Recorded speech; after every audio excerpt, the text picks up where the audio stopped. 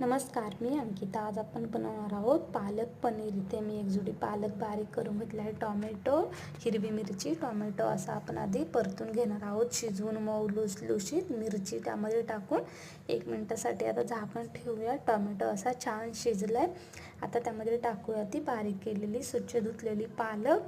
आता आपण हे सर्व असं मिक्स करून घेऊया छान पालक बारीक होईपर्यंत. आता त्यामध्ये टाकूयात काजू, 1 ग्लासभर पाणी आणि 1 ते 2 मिनटं असं शिजून घेऊयात. आता इथे अशी छान भाजी शिजले. मिक्सरच्या भांड्याला बारीक करून फोडणी देण्यासाठी सुरुवात करूया. इथे जिरं, लसूण असं छान 1 ते 2 मिनटं परतून घ्यायचं.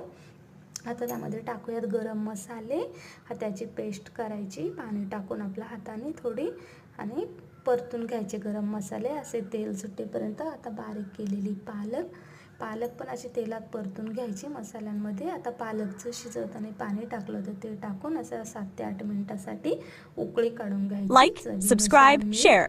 कस्तुरी मेथी हे सर्व असं मिक्स करून आता टाकूयात पनीर असा जास्त वेळ नाही शिजू द्यायचं, 1 ते 2 मिनिटं शिजवायचा. फुल व्हिडिओ अंकिताच रेसिपी चॅनलवर अपलोड केला आहे, नक्की बघा. धन्यवाद.